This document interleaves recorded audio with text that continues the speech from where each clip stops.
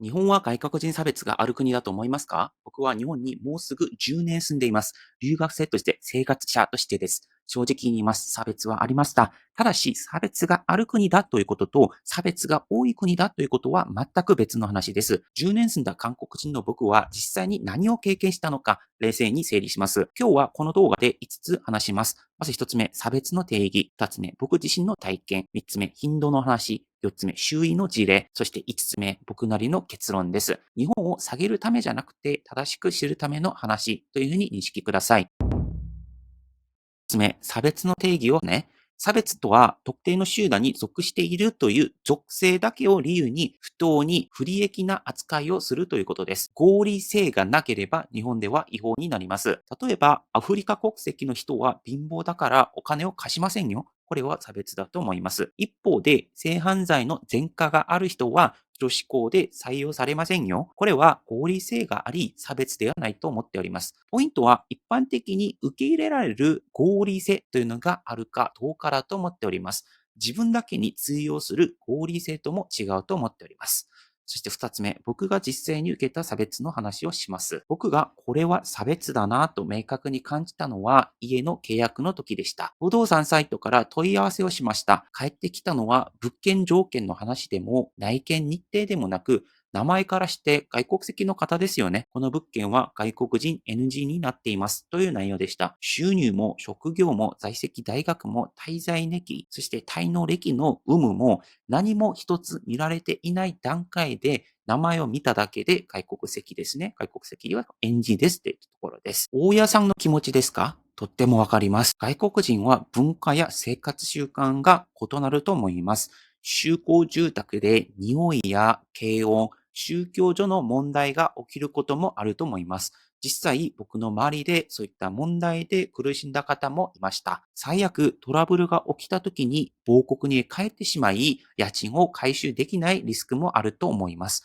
僕だってそんなトラブルが起きたらドン引きですし、僕もそれを望ましい状態だと思っておりません。でも、ここで一回だけ立ち止まりたいと思っております。国籍のみで NG は本当に合理的なのかという話です。家を貸す時の判断材料というのは複数ですよね。前科があって信用情報が悪くて仕事がなくても日本人だから OK とはならないはずです。僕は10年間日本に住んできて家賃の滞納は一度もないです。通っている大学もあります。通帳の残高も示せます。宗教ないです。保証金を1年分払ったりとか2年分の家賃をまとめて払うこともやろうとすればできない話でもありません。日本人の連帯保証人を立てることも可能です。ここが僕の問題意識です。僕の全情報を見た上で、それでもリスクが高いからダメですねと言われるなら、それは納得できます。でも、外国人という一つの属性だけで入り口でシャットアウトされる、これは差別だなと思いました。実際、この点においては、京都地方裁判所平成19年10月2日の判決でも外国人であることのみを理由に賃貸を拒否するという行為は違法と判断されております。感情として大家さんの気持ちは理解できますが、法的に合理的に正しいということは別だと思っております。この一環は僕が日本に来て差別を経験した例だと言えると思います。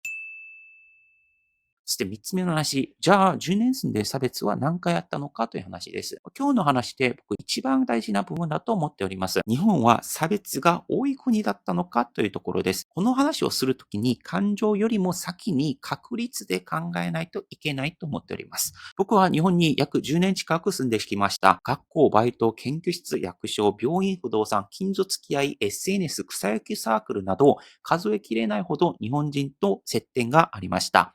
その中で、これは明確に差別だと言い切れる経験、苦しんだ経験というのが、僕がさっき話した家の契約の1回だけというふうに覚えております。もちろん僕が気づかなかった差別がゼロだったとは言えません。でも少なくとも自覚できるレベルで人生を左右したものはそれだけでした。ちなみにですが、この YouTube コメントにもう韓国に帰れみたいな言葉はですね、1日1回ぐらいは来てるんですけれども、それは論外にしています。で、重要な話なんですけれども、僕が今まで出会ってきた日本人はほぼ例外なく優しかったです。韓国人なんだ。韓国料理好きドラマ見てる、文化に興味ある、こう言われてあげる数ですね、もう正直数えきれません。これとてもありがたいことだと思っております。研究室でも街でも飲み会でも、どのコミュニティに新しく行ったら、もう韓国というだけで、会話が広がるっていう経験が、何回もあったんですね。で、私たちの研究室には、インドネシア出身の、後輩がおるんですけれども、その子からも韓国を学んでますと言ってくれました。さらに言えばですね、僕は外国人であることで、奨学金という形で、支援も受けてきました。ここは誤解してほしくないんですけれども、もちろん条件を満たせば、韓国でも中国でもヨーロッパでもアメリカでも外国人留学生向けの奨学金は存在してますからね。僕はこうやって受け取ったものをお仕事だったりとか、この YouTube 発信を通じて日本社会とか韓国社会に対して何らかしら還元したいと思っております。だからこそ言いたいです。差別はあるかないかと言われたら、あると思っています。でも、差別が多い国かどうかは全く別の議論が必要だと思っています。10年住んで僕が体で感じた現実っていうのは、この、家賃の話、1回だけですね。で、4番目の話、周辺ではどうだったのかということです。僕が日本で知り合った韓国人は、関係の浅い人も含めると、体感では100人前後かなというふうに思っております。留学生、社会人、研究者、ワーホリで、正直に言って、深刻な差別を受けたという話を、直接聞いたことはありません。ゼロとは言い切りません。でも、人生が壊れるレベルの差別を受けたという話は、少なくとも僕の周囲ではいなかったです。一方でですね、ネット上では他人の話としては差別を見たことがあります。代表的なのが、大阪の市場で起きた寿司の事件ですね。外国人観光客に対して、通常では考えられない量のわさびを入れた寿司を提供し、わさびテロ、明確な差別だと炎上しました。最終的には運営側が謝罪しました。これは誰が見てもアウトな事例ですよね。ここでも大事なのが確率の視点だと思ってるんですよ。日本に来る韓国人は年間何十万人単位じゃないですか。その人たちが日本人と接する回数は空港、電車、店、職場、学校、病院、軽く見積もっても一人当たり数十回以上だと思っております。その中で差別となる事件は一体何件あるのかっていう話ですよ。それに比べて韓国人だからとして優しくしてくれる日本の方はどれぐらいいるだろうかっていう話ですね。僕は確率論として考える必要があると思っております。で、5つ目、僕が思う差別との向き合い方です。差別はですね、正直言って世界中のどの国にもあります。日本にも韓国にもヨーロッパにもアフリカにもアメリカにも南米にもあると思っております。そしてそれは特別な悪党だけがするものでもないと思っております。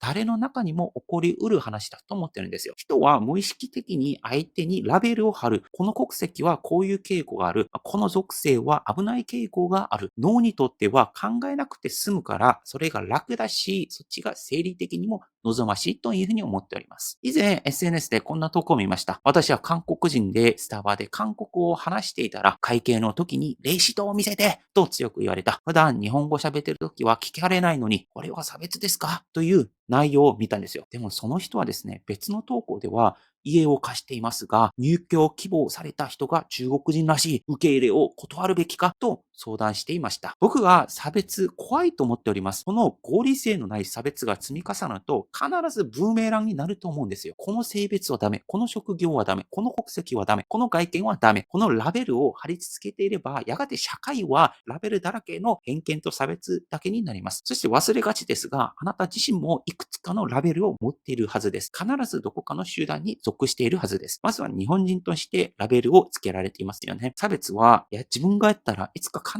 ず自分が番が来るというふうに思っております。ここまで話してきましたが、これを言っている僕自身も同じ人間ですし、僕もラベルで人を見ていると思いますし、僕も無意識中で差別をしているかもしれないです。だからこそ、日頃からそういうことをしないように、努力しようというふうに思っています。今日の話は少し踏み込んだ内容だったかもしれません。でも僕は誰かと喧嘩がしたいわけでもなくて、皆さんの感情を煽って、差別あるなしでも議論させたいわけでもありません。日本とか韓国、そして僕たちの社会がどうすればもっと良くなるのかなっていうことを考え続けたいだけです。これに答えはなくてですね、今日の話も僕の一つの視点の共有です。ぜひあなたの考えもコメントで教えてください。健全な議論が次の一歩になると信じています。よかったら他の動画を見てください。以上、パクンでした。アニョン。